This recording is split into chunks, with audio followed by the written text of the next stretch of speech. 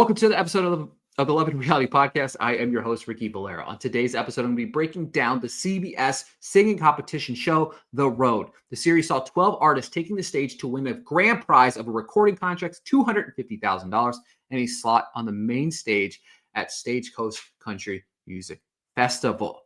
This week, folks, we are in part 2 of this performance down. I think it was in Texas, right? The second group of musicians performing, focusing on their struggles with the original and cover songs and how they handle the pressure from the judges and fans, right? The episode also showcases internal strife within the contestant group as they face challenges on their way to the next pit stop. All right, so they have to perform a cover song and they have to perform an original song in front of the audience. This week, obviously, in episode 2, we saw Olivia being sent home, meaning Olivia and Blaine were our 2 eliminated contestants. And for this week, we have Billy Joe Jones, Brianna, Cassidy Daniels, Forrest McCurran, and John Wood competing in this week's episode.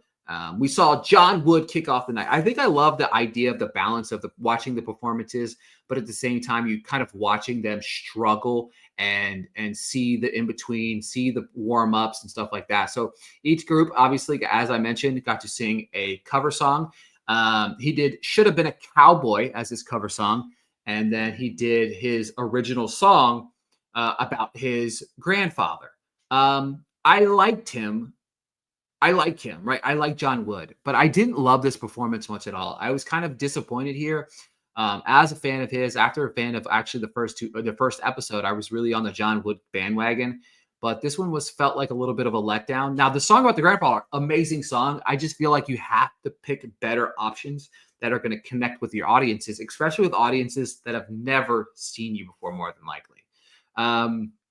Cassidy Daniels was up next. She sang Angel from Montgomery from Bonnie Raitt was her cover. And I'll tell you what, man, this girl can sing, boy. God, every damn time she gets on that stage, she just knocks it out of the ballpark. She's got that infectious energy that talks to the audiences that just makes you want to sing. It makes you want to dance. It makes you want to get out of your chair. It makes you not want to be stagnant. Again, we're watching so many different individuals for the first time possibly ever. And then she did her original song, Heart-Shaped Necklace, which I think could be an absolute smash hit song released right now. It might already be on something, but like insane. Cassidy Daniels shows up, shows out again. Forrest did a cover of Bad Bad Leroy Brown, which I love this song. I love it a lot. It's one of my favorite older songs by Jim Croce. And this performance to me was just very one note. I think the crowd was very mixed, and I struggled with Forrest's ability to really ramp up it's like bad, like Leroy Brown. Like it's upbeat, but it's not like his was just very bad, Leroy Brown. And I just was really hoping for it to see a mix of like this more upbeatness out of him.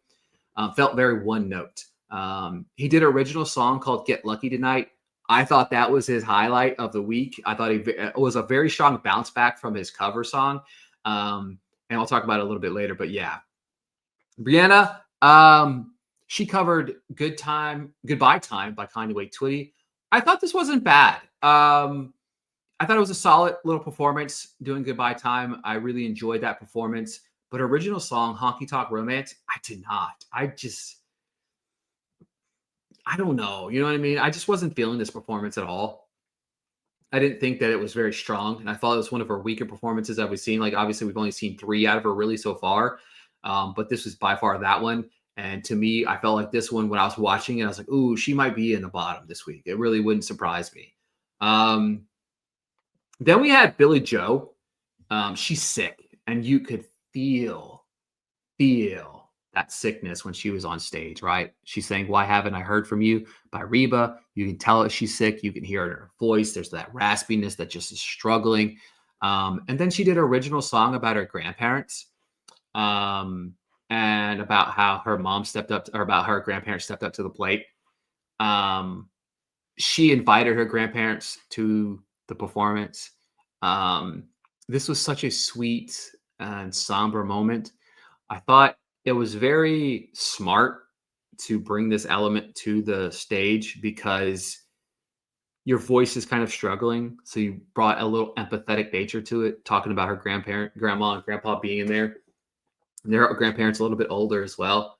But her voice struggled on this performance. But damn, I cried my eyes out listening to her story of her childhood and then listening to her sing and try to sing and give everything she's got because she's performing in front of her grandparents. And I was like, damn, you know what I mean? Like somebody give me the tissues. This is a battle out here. But yeah. So if I had to rank the performances of this week, we had 5 performances. If I had to rank them for me, my top performance of the week, Cassidy Daniels, just electric on the stage each and every week. She's been killing it, and I cannot wait to see what's next. Like she is the front runner to me, absolute front runner to me of this entire competition. Billy Joe, yes, even within the struggle of the performance, even within the sickness, I still resonated with what she delivered to the audiences. And I think that's just as important as the vocal side of things. Coming at number 3, I had Brianna. I think her performance was good when she did the cover. The original song did not hit home like I wanted it to. But again, not as bad as the other. Forrest, the Bad Boy Leroy Brown one to me, that performance really struggled. Like it really just every time I thought about how I'm going to do these rankings, like his was just at the top of the list. I'm like, I can't do it. Right. You know what I mean? I can't get behind what I'm seeing. But because of that, and then John, obviously he started off the night, struggled mightily, didn't think that he was really strong there. But we get backstage, we get with Blake and Keith, and of course he makes the announcement. They're talking to everybody about who was voted the best of the night. No surprise was Cassidy. I can imagine that this might start putting like a target on her back because she's like performing each and every week. But man, you know what? You got to go out there. If you want to beat her, you got to go out there and beat her. You know what I mean? Like there's just no ands or buts about it. You know what I mean? You hope she has the off night so that you can go out there and deliver, but it just wasn't happening. Obviously, the bottom 2 were my bottom 2. John and Forrest are on the bottom 2. And Blake and Keith had a really tough decision here because I don't think they wanted to get rid of John, but John's performance was just not there. And it's not about what you've done for me in the past. It's about this performance. It's about this night and how you connect it to this audience. And he did it. He did it all. And because of that, John went home. Shocked a lot of people. People really thought that he might be the be-all, end-all. But John joins Olivia and Blaine as our eliminated contestants from The Road. If you guys are watching, I need to know, who are some of your favorite performances on the show? Let me know in the comments below. I'd love to chat about it because I'm really enjoying this concept. I think it's different, it's unique, and I'm having a lot of fun with it. So thank you guys so much for tuning into another episode of the Love and Reality Podcast. We'll be back breaking down next week's episode of The Road. Talk to you then.